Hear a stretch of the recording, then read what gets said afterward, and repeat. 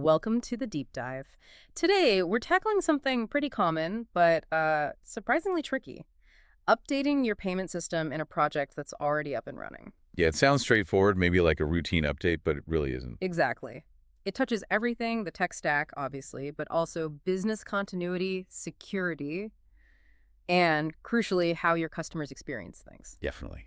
Get it wrong, and it can cause real chaos. So we've sifted through a fair bit of material best practices, migration guides, the usual suspects to pull out the most important stuff. Our goal here is basically to chart a path through this, Hmm. highlight the potential pitfalls, and give you the key steps. Right. So you can handle this kind of critical update without, well, breaking everything. Let's jump right in. First up, really getting clear on why you're doing this update in the first place and those initial planning steps. Absolutely. That why question, it's fundamental. It guides the entire thing. Are you fixing security holes? That's a big one. Or maybe adding new features, like things related to PSD2 or strong customer authentication. Precisely. Or maybe your current API just isn't cutting it anymore. Or, the provider's ending support for the version you're on. So nailing down that reason is key. It really is. It justifies the whole effort, helps you prioritize, helps you get the resources you need. And look, often it starts as fixing technical debt, right? Yeah, usually. But you should also frame it as an opportunity. How can this improve things for the customer? Can it open up new ways to make money? Don't just fix. Think bigger. Think strategically. Okay, I like that.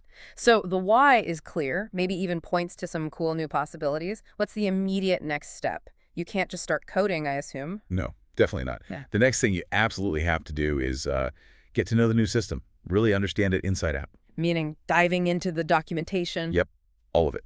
The Yeah. API docs, any migration guides they provide, and those release notes people often skip. Ah, the release notes. Yeah. Always important. They really are. What you're looking for is the delta, Uh, the differences. What are the breaking changes, things that will force you to change your code? okay. What new features are there? Could you use them, make things better? And also, what's being deprecated? What parts of your current setup are going away and need replacing? Got it. So doing that homework up front saves headaches later. Huge dividends. It's like getting the blueprints before you start building. You avoid nasty surprises down the line. Makes total sense, like reading the instructions before assembling the IKEA furniture, right? But it's not just about the new system, is it? You need to know your current setup, too. Exactly right. You need a really thorough analysis of your current integration, like map it all out. Map out how everything talks to the old payment system. Precisely.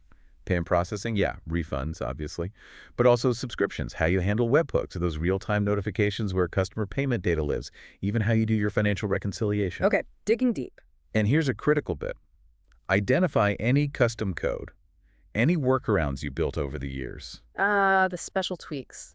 Yeah, those are often the hidden traps, the things that break unexpectedly during a migration. It's like checking under all the rugs before you renovate. Find the hidden stuff. Okay, so you've inventoried the old, researched the new. Yeah. Now, figuring out how to get from A to B, that sounds like where the real complexity kicks in. It definitely can, especially if you haven't done a proper impact assessment first. And this goes way beyond just the code itself. Like which other parts of the system get affected? Yeah. Front end, obviously, where users type stuff in. Mhm. Back end, the processing logic. But think database, too, where payment details might be stored, your reporting tools, even accounting. They need accurate data. Right, it ripples outwards. And maybe the most important ripple, Yeah. your existing customers. Mhm. How does this hit them? Yeah. Saved payment methods, Mm. active subscriptions. Do they suddenly need to re-enter their card details? That's a huge user experience issue. Oof, yeah. You don't want to annoy your paying customers. Absolutely not. And part of this assessment is also estimating the effort. How much time, how many people get a realistic handle on the resources needed. And I'm guessing a huge chunk of that impact, maybe the scariest part, is the data. Moving payment data safely. You nailed it. Data migration is often the most technically complex part, and yeah, it carries the most risk. So what kind of data are we talking about specifically? Several key things. Payment tokens, those secure references to card details. How do you migrate those? Yeah.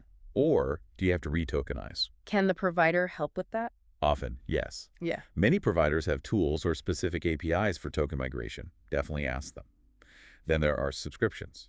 How do you move active ones without messing up billing cycles? Tricky. Very. And historical transaction data. Do you need to migrate all of it?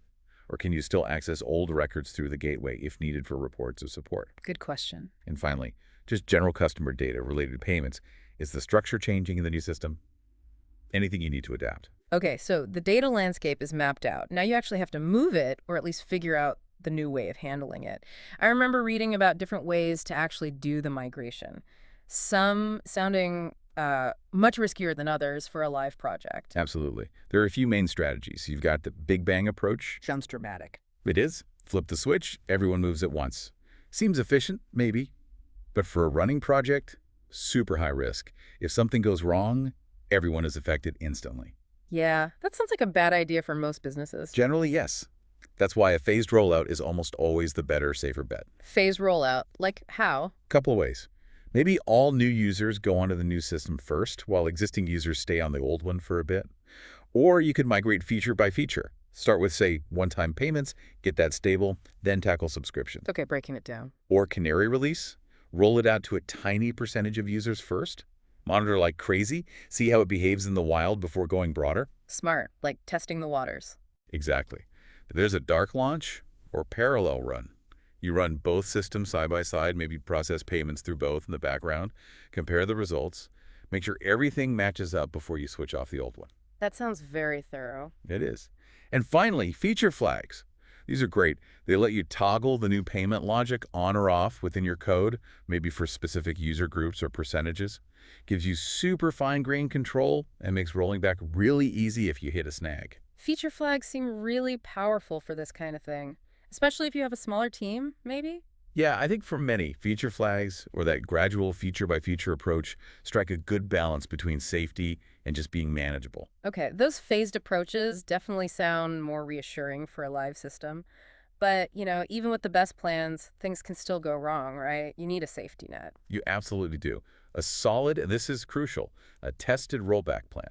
It's non-negotiable. Tested being the key word there. Definitely. Don't just write it down. Actually try it out in your staging environment. Know exactly what triggers a rollback, what the steps are, who does what.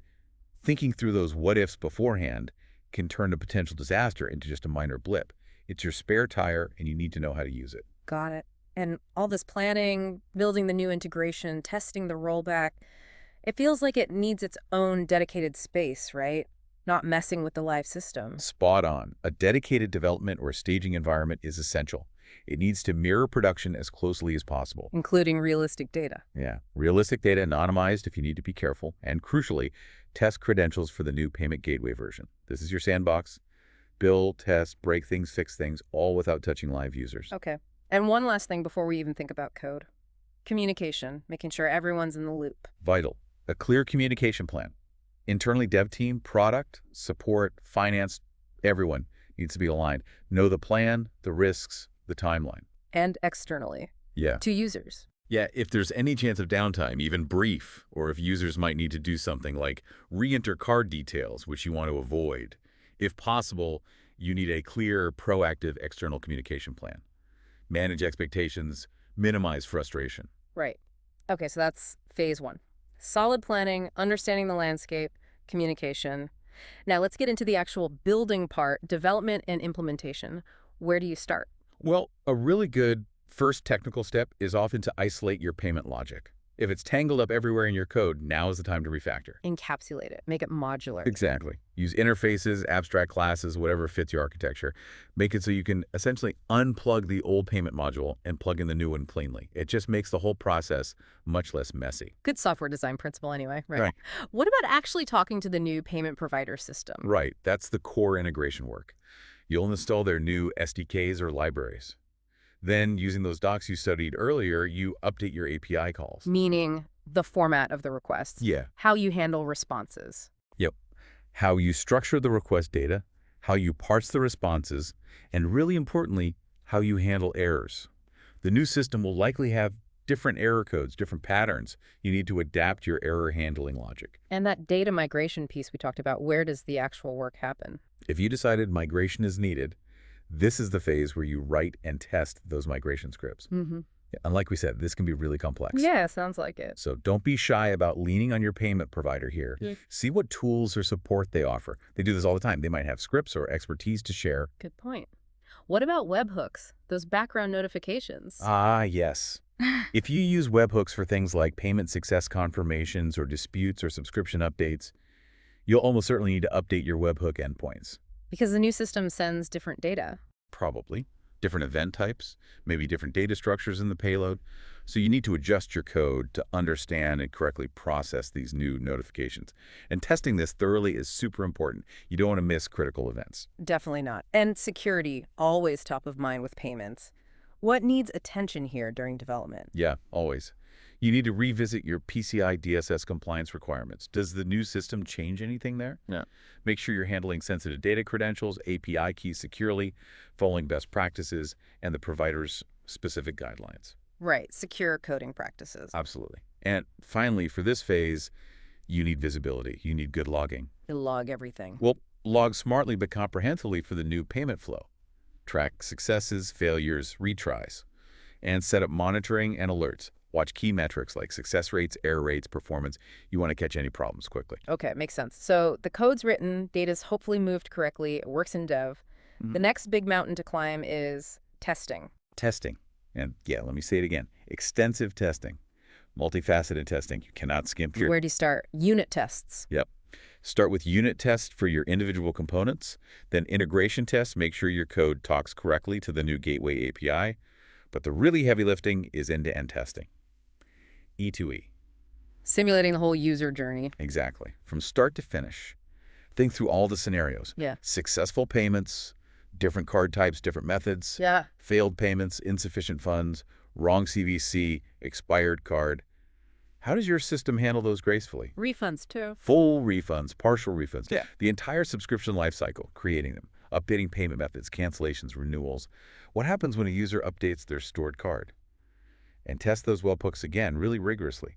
Are you getting the notifications? Are you processing them right? Wow, that is a lot of scenarios to cover. Any specific tools or tips for that? Definitely use the test card numbers and sandbox accounts the payment provider gives you. That lets you simulate all sorts of results without moving real money. Right, the magic test cards. Exactly. And if you did data migration, test that migrated data thoroughly in the new system. Is it accurate? Complete? Is everything linked up correctly? And test the rollback plan. Absolutely. Test the rollback plan in staging. Make sure it works. Make sure it's fast. Also, performance testing. Can the new system handle your peak load? Don't introduce a bottleneck. Okay. Anything else on the testing front? User acceptance testing. Get real humans involved. Internal folks, maybe a small group of friendly beta users if you can. Let it go through the payment flows. They often find usability quirks or edge cases that automated tests miss. That's a great point. Real user feedback is invaluable. Okay, so after all that testing, assuming it all looks good, we're heading towards deployment. This is the tense moment, right? It can be. Yeah. But thorough preparation helps a lot. First rule, backups. Before you deploy anything to live, back up everything. Database, application code, your ultimate safety net. Always have a backup. Got it. If you think there might be even a small service interruption, schedule a maintenance window. Communicate it clearly, well in advance. Manage expectations. Yep. And always, always deploy to staging first for one last round of checks. A final sanity check in an environment that's almost identical to production. Makes sense. For the actual rollout. Then you execute the strategy you chose way back in planning. Phased rollout. Turn on feature flags gradually. Follow your plan. And be ready to. Be ready to monitor like a hawk immediately after deployment. Watch those dashboards. Watch the error logs, and have that rollback plan ready to go. Team on standby, just in case. Okay, here. The new system is live, taking payments. Are we done? Can we relax now? Almost. Not quite relaxed time yet. The post-deployment phase is still really important. More monitoring. Intensive monitoring continues for a while. Keep watching logs, error rates, success rates. Keep an eye on customer support channels or users reporting any weird issues. Gather feedback, too. Definitely. Actively ask for feedback if you can. See if users have run into anything unexpected. Then, as you get more confident that everything's stable, then you can start thinking about decommissioning the old system. Ah, the cleanup phase. Right. Remove the old code, turn off old configurations, sever those connections. Yeah. If you migrated tokens, make sure the old ones are properly invalidated or removed from the old system, whatever the provider recommends. Tidy up properly. Exactly. And, crucially, update your internal documentation. Document the new integration, new processes, new troubleshooting steps, and finally do a retrospective. A post-mortem. Yeah, or a lessons learned session. What went well, what didn't? What could you do better next time you have to do a major update like this? It's super valuable for the team. That's a great practice. Yeah. So wrapping this up, for someone listening who's facing this right now or knows it's coming, what are the absolute must-remember points for doing this on a live running project? Okay, key takeaways for a running project. Number one, minimize downtime. Use those phased rollouts, use feature flags, protect your uptime. Makes sense. Number two, data integrity is absolutely paramount. You cannot lose or corrupt payment data, period. Non-negotiable. Number three, if it's feasible, look into backward compatibility during the transition. Can you make it smoother for users? If possible, yeah. And number four, maybe the biggest one, focus relentlessly on the customer experience. Avoid making them re-enter details unless absolutely necessary. Communicate clearly, proactively explain why if changes are needed. Keep them happy. Excellent summary. This has been super insightful. It really drives home that updating a payment system isn't just flipping a technical switch. It's a whole strategic operation. It really is. Meticulous planning, tons of testing, that careful phased approach.